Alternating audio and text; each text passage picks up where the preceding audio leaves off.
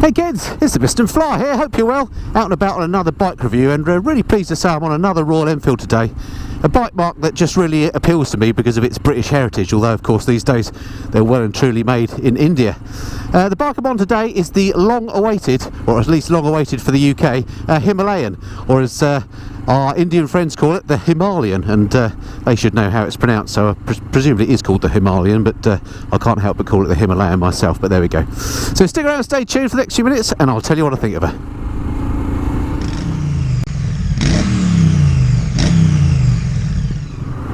So the Himalayan then is a brand new bike for Royal Enfield, or it was brand new actually back in 2016.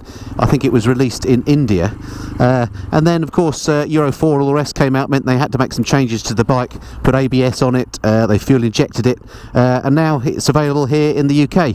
And it's a bike that I've been eagerly awaiting riding, because it's a complete departure for Royal Enfield in that it's a brand new bike, new engine, new frame, new everything.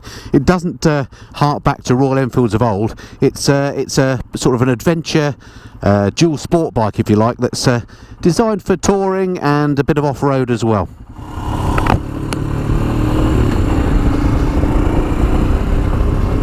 The first thing that strikes me about the Himalayan when you ride it is its riding position. Of course it's an upright, comfortable bike, because that's the sort of adventure-y nature of it. But you sort of feel as if you're sitting in the bike rather than on it, and the seat actually is really quite nice and low, so you can get your feet on the deck really easily. I'm only 5'8", and I can flat foot it no problem at all, which is a real nice change for these sort of adventure bikes, which are often so tall and therefore can be quite intimidating to shorties like me. But this one, nothing of the sort. Now, I've been lucky enough to ride a couple of Royal Enfields before. I've ridden the Classic 500, which I love for its character and its looks, and I've ridden the Continental GT, which I didn't like so much, to be honest, but then I'm just not a fan so much of CAF racer type bikes.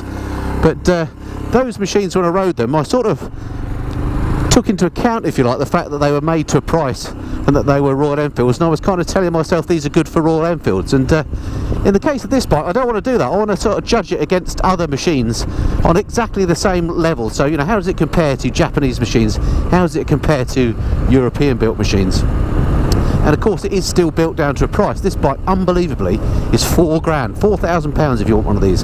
And already I can say it's an awful lot of motorcycle for £4,000 brand new.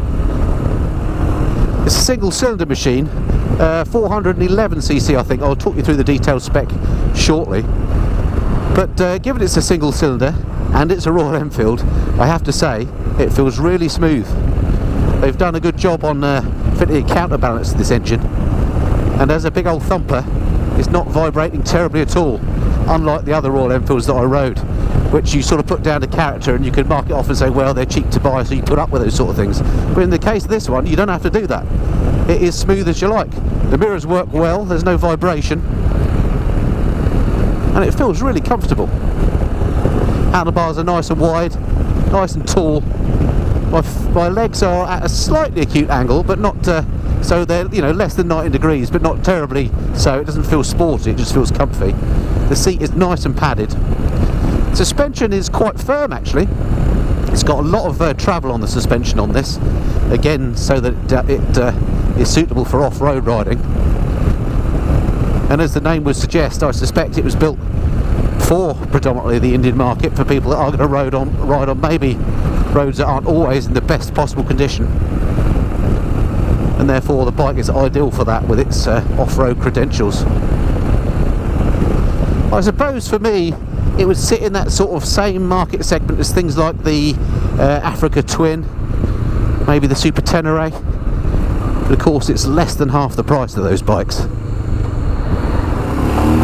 In terms of power, pulling away, it feels really nice.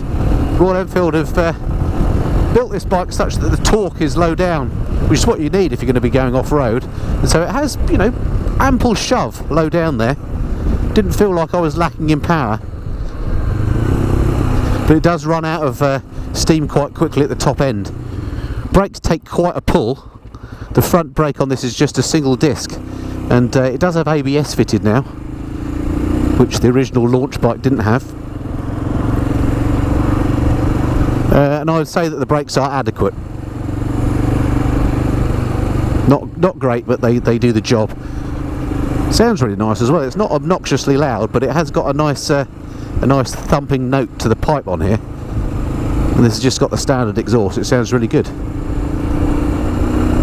The other thing I rather like about the Himalayan, or Himalayan, is this instrument panel they put on here. They've not gone down the route of sticking LCDs on for LCD's sake. They've well, it has got some LCD components here in the Speedo, but they've actually gone for this predominantly analog display, which I actually quite like.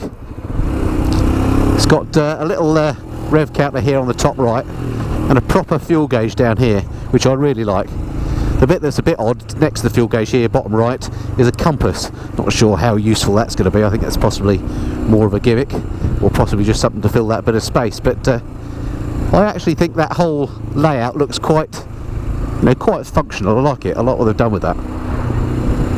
Feels nice and balanced in terms of its handling. And of the 3 Royal Enfields I've ridden to date, there is no doubt this is in a completely different league. Right, let's turn around here.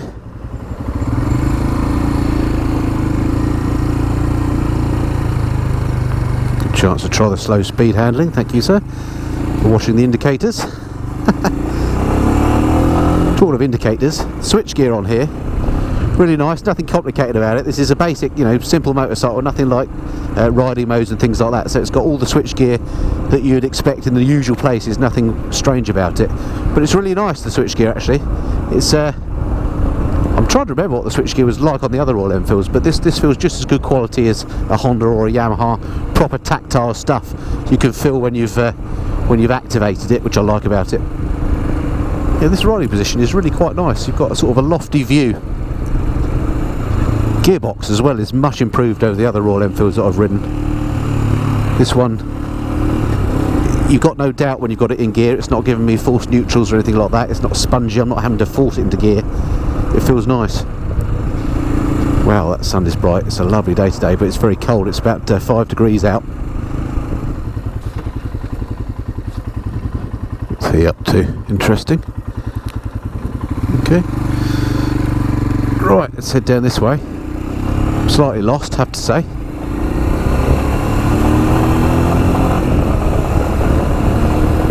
It does sound great, this new engine. They've done a nice job on that.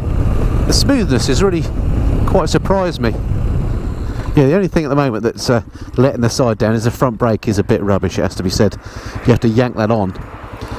But other than that, gearbox, the go, if you wind her up, goes absolutely fine. Right, let's head down this way.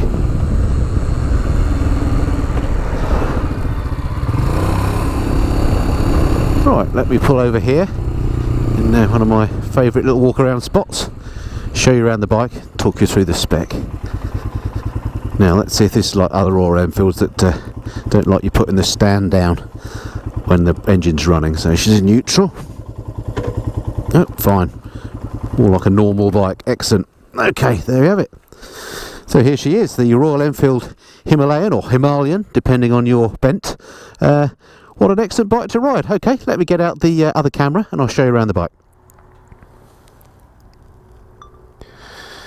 Okay, here we are then. Let's have a little look at some of the features of the bike before I talk you through the spec. So one of the things I like about this is a bit of a silly thing, is this here, look. It looks like some sort of pattern they've got on this cover here, but it actually does say Himalayan if you look at it. I love that. I love what they've done there. And it's repeated as well on the petrol tank there. Looks really good. But that, sadly, for me, it's the only thing about the bike that looks good, because it has to be said, the looks of this thing, it's got the looks that really only a mother can love. So for me, that is a downside of the bike. It does look a bit, well, it's not a beautiful looking bike, is it? But it's practical and it's functional. If you want a bike that's going to get you places, then looks probably aren't a top priority. But there we go. So that's the big downside of the bike as far as I'm concerned. Is it just it looks pretty horrible, but it's very comfortable to ride and it goes surprisingly well, I have to say. In terms of the spec, as I say, it's a 411cc engine, brand new. It's called the LS410. LS standing for long stroke, so it's got a longer stroke than bore basically, and it's basically it's tuned, as I say, for good low-end torque. And the other thing about this engine, it's the first overhead cam engine Royal Enfield has ever made, so big departure for them. In terms of power, 24.5 bhp.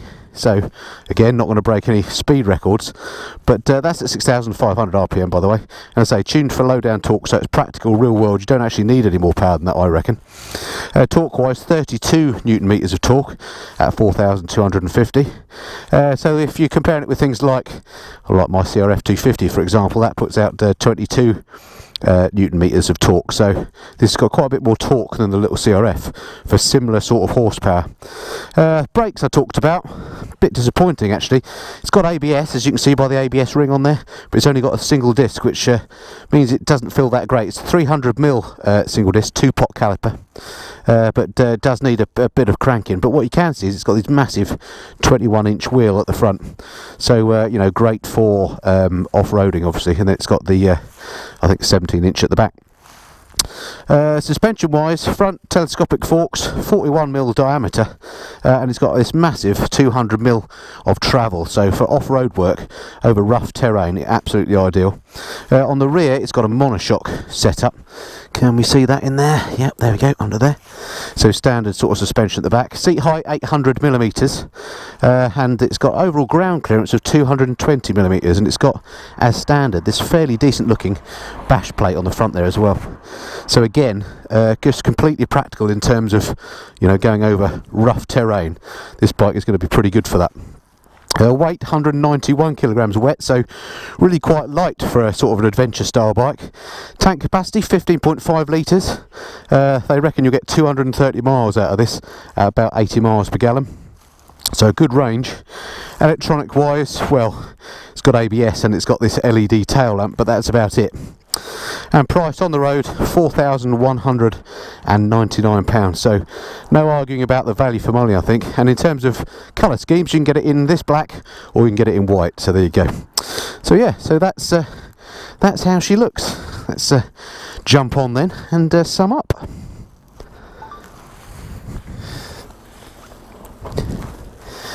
The one thing you do notice about this is that lightweight.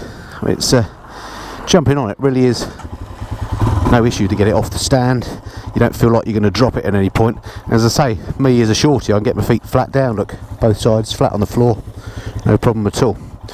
Okay, how's it looking? All clear?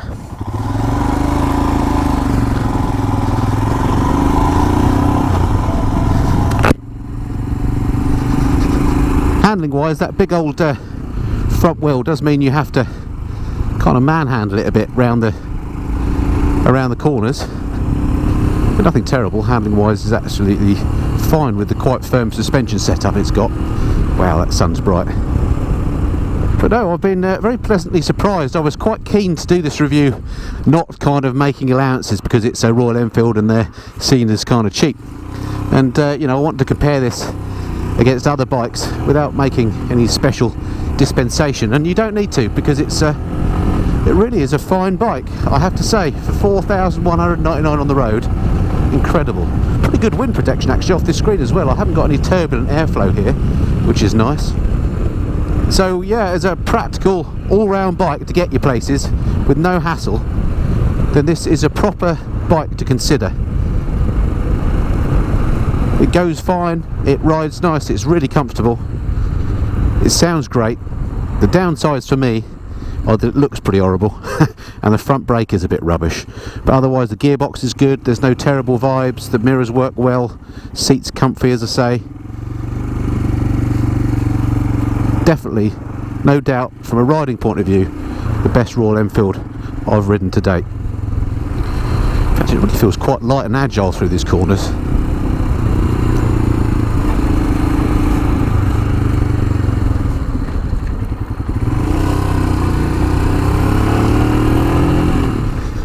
So there we have it, that's pretty much it for my first impressions review of the mighty Royal Enfield Himalayan. I must just say a huge thank you to the guys here at Royal Enfield in Watford. Motorbike Man is the name of the dealer I use, and it's an amazing showroom they got here actually. You should come and check it out if you're in the area, and come and try some of these amazing bikes that they've got.